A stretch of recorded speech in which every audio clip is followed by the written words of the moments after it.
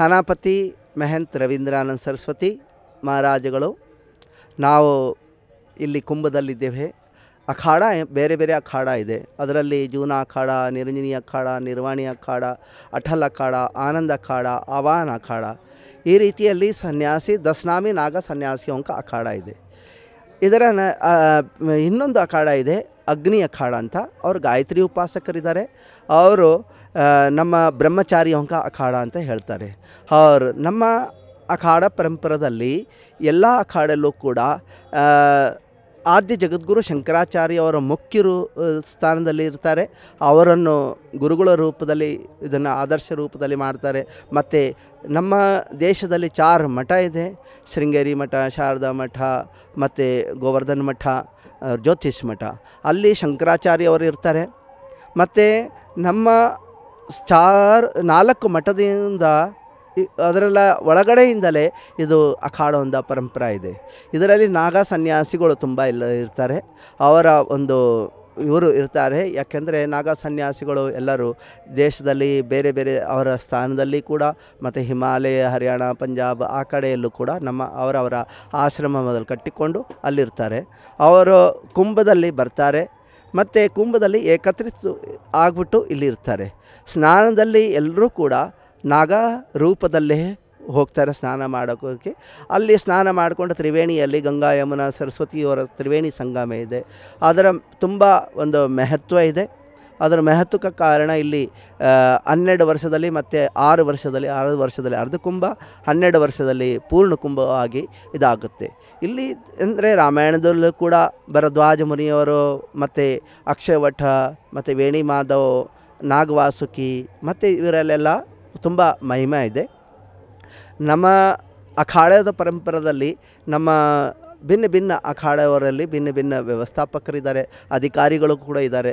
ಅವರು ಸಾಮಾನ್ಯ ನಾಗ ಸಾಧುವರು ಇದ್ದಾರೆ, ಮೆಹಂತ್ರವರು ಇದ್ದಾರೆ, ಮಠಾಧೀಶರು ಇದ್ದಾರೆ. ಅವರು ಮತ್ತು ಅದರಲ್ಲಿ ಬೇರೆ ಬೇರೆ ಎಲ್ಲ ಪದಾಧಿಕಾರಿಗಳು ಕೂಡ ಇರ್ತಾರೆ. ಸೆಕ್ರೆಟ್ರಿ, ಸಭಾಪತಿ, ಶ್ರೀಮಂತ್, ಮತ್ತು ಥಾನಾಪತಿ. ನನ್ನ ಹೆಸರು ಕೂಡ ಥಾನಾಪತಿ ಮಹಂತ್ ರವೀಂದ್ರಾನಂದ ಸರಸ್ವತಿ ಅಂತ.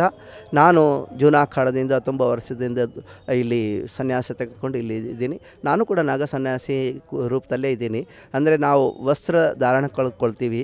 ಯಾಕೆಂತಂದರೆ ಸಮಾಜದಲ್ಲಿ ಹೋಗೋದು ಬರೋದು ಇದೆಲ್ಲ ಇರುತ್ತೆ, ತುಂಬ ಕೆಲಸ ಇರುತ್ತೆ. ಅದಕ್ಕೆ ಕಾರಣವಾಗಿ ನಾವು ವಸ್ತ್ರಧಾರಣೆ ಕೊಳ್ತೀವಿ. ಮತ್ತು ನಮ್ಮ ಅಖಾಡೆಯಲ್ಲಿ ತುಂಬ ನಾಗ ಸನ್ಯಾಸಿಗಳು ಇದ್ದಾರೆ. 6 ಅಖಾಡೆಯಲ್ಲಿ ನಾಗ ಸನ್ಯಾಸಿಗಳಿದ್ದಾರೆ. ಅವರೆಲ್ಲರೂ ಇಲ್ಲಿ ಕುಂಭದಲ್ಲಿ ಬರ್ತಾರೆ. ನಂತರ ಅವರ ಸ್ಥಾನದಲ್ಲಿ ಹೋಗ್ತಾರೆ. ಇಲ್ಲಾಂತಂದರೆ ಹಿಮಾಲಯರು ಹೋಗ್ತಾರೆ, ಇಲ್ಲಾಂತಂದರೆ ಹರಿಯಾಣ, ಹಿಮಾಚಲ್, ಮತ್ತು ಇಲ್ಲಿ ಪಂಜಾಬ್ ಇಲ್ಲೆಲ್ಲೂ ಕೂಡ ಇರ್ತಾರೆ. ಅವರವರ ಕಾಡಿನಲ್ಲಿ ಅವರವರ ಒಂದು ಆಶ್ರಮ ಇದೆ, ಅಲ್ಲಿ ಇರ್ತಾರೆ. ಮತ್ತು ಕುಂಭದಲ್ಲಿ ಒಂದು ಫಿಕ್ಸ್ ಇರುತ್ತೆ. ಅರ್ಧ ಕುಂಭ 6 ವರ್ಷದಲ್ಲಿ, ಪೂರ್ಣ ಕುಂಭ 12 ವರ್ಷದಲ್ಲಿ. 4 ಕಡೆ ಕುಂಭ ಆಗುತ್ತದೆ. ಒಂದು ಪ್ರಯಾಗ್ನಲ್ಲಿ, ಮತ್ತು ನಾಸಿಕ್ನಲ್ಲಿ, ಉಜ್ಜಯಿನಲ್ಲಿ, ಮತ್ತು ಹರಿದ್ವಾರದಲ್ಲಿ. ಇದು 4 ಕುಂಭಗಳ ಮೂಲತಃ ಏನಂತಂದರೆ ಸಮುದ್ರ ಮಂಥನದಲ್ಲಿ ಒಂದು ಅಮೃತ ಇದು ಬಂದಿತ್ತು.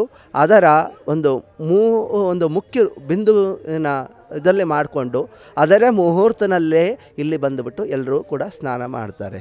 ಅವರು ಸ್ನಾನ ಮಾಡಿಕೊಂಡು ಇಲ್ಲಿಂದ ಅವರು ನಮ್ಮ ಶಾಸ್ತ್ರದಲ್ಲಿ ಒಂದು ತೀರ್ಥದಲ್ಲಿ ಸ್ನಾನ ಮಾಡೋದು ತುಂಬ ವಿಶೇಷ ಮಹತ್ವ ಇದೆ. ಅದರಲ್ಲೂ ಕೂಡ ಒಂದು ತ್ರಿವೇಣಿ ಸಂಗಮ ಎಲ್ಲಿ ಸಂಗಮ ಆಗುತ್ತದೋ ಅದರಲ್ಲಿ ಅವರು ಮತ್ತೆ ಇಲ್ಲಿ ತ್ರಿವೇಣಿ ಸಂಗಮದಲ್ಲಿ ವಿಶೇಷ ಮಹತ್ವ ಇದೆ. ಇಲ್ಲಿ ದೇವತಾವರು ಕೂಡ ಬರ್ತಾರೆ. ಅವರು ಇಲ್ಲಿ ಸ್ನಾನ ಮಾಡಿಕೊಂಡು ಅವರನ್ನ ಪುಣ್ಯಾತ್ಮ ಅವರು ಮತ್ತು ಅವರ ಒಂದು ಧನ್ಯ ಮಾಡ್ತಾರೆ. ಇದರಾಗಿ ಈ ರೀತಿಯಲ್ಲಿ ಇಲ್ಲಿ ಕುಂಭಮೇಳ ಇದು ಪ್ರಶಾಸನ ಮತ್ತು ರಾಜ್ಯ ಸರ್ಕಾರ ಮತ್ತು ಕೇಂದ್ರ ಸರ್ಕಾರ ಇದರಲ್ಲೆಲ್ಲ ಅವರೇ ಕೂಡ ಒಂದು ಮುಹೂರ್ತ ಮೊದಲಿಂದಲೇ ನಿಶ್ಚಿತ ಇರುತ್ತೆ, ಅವರು ಆಯೋಜನೆ ಮಾಡ್ತಾರೆ. ಅದರಲ್ಲಿ ಎಲ್ಲ ಕಡೆಯವರು ಬಂದುಬಿಟ್ಟು ಇಲ್ಲಿ ಉಳ್ಕೊಂಡು ಸ್ಥಾನ ಧ್ಯಾನ ಅವ್ರ ಜಪ್ ಅನುಷ್ಠಾನ ಯಜ್ಞ ಅನುಷ್ಠಾನ ಇದು ಕಥಾ ಪ್ರಸಂಗ ಇದೆಲ್ಲ ಮಾಡ್ತಾರೆ.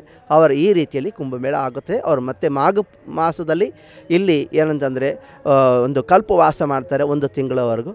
ಆ ಕಲ್ಪವಾಸದಲ್ಲಿ ಪೂರ್ಣಮಾಸಿಯವರ ವಿಶೇಷ ಒಂದು ಮಹತ್ವ ಇದೆ. ಅಲ್ಲಿನ ಅಂದಿನ ಒಂದು ವಿಶೇಷ ಪೂರ್ಣಾಹುತಿ ಮಾಡಿಬಿಟ್ಟು ಅವರು ಅವರ ಜೀವನದಲ್ಲಿ ತಪ್ಪು ಅವರ ಸಾಧನಾ ಭಕ್ತಿ ಮತ್ತು ಜ್ಞಾನ ವೈರಾಗಿ ಕರ್ಮ ಇದನ್ನು ಒಂದು ಶ್ರೇಷ್ಠತ ಇದನ್ನು ಸ್ಥಾನ ಕೊಟ್ಟು ಅವರು ಇಲ್ಲಿಂದ ಅವರವರ ಸ್ಥಾನಕ್ಕೆ ಹೋಗ್ತಾರೆ. ಇದೇ ನನ್ನಿಂದ ದೇಶವರೆಗೆ ಎಲ್ರಿಗೂ ಕೂಡ ಕರ್ನಾಟಕದವರು ಮತ್ತು ಎಲ್ಲೆಲ್ಲಿ ದೇಶದಲ್ಲಿ ಇರುವ ಕನ್ನಡದವ್ರಿಗೂ ಎಲ್ರಿಗೂ ನನ್ನಿಂದ ತುಂಬ ಶುಭಕಾಮನೆ. ಸರ್ವೇ ಭವಂತು ಸುಖಿನಃ, ಸರ್ವೇ ಸಂತು ನಿರಾಮಯ, ಸರ್ವೇ ಭದ್ರಾಣಿ ಪಶ್ಯಂತು ಮಾ ಕಶ್ಚಿತ್ ದುಃಖ ಭಾಗ್ವತ್. ಓಂ ಶಾಂತಿ ಶಾಂತಿ ಶಾಂತಿ.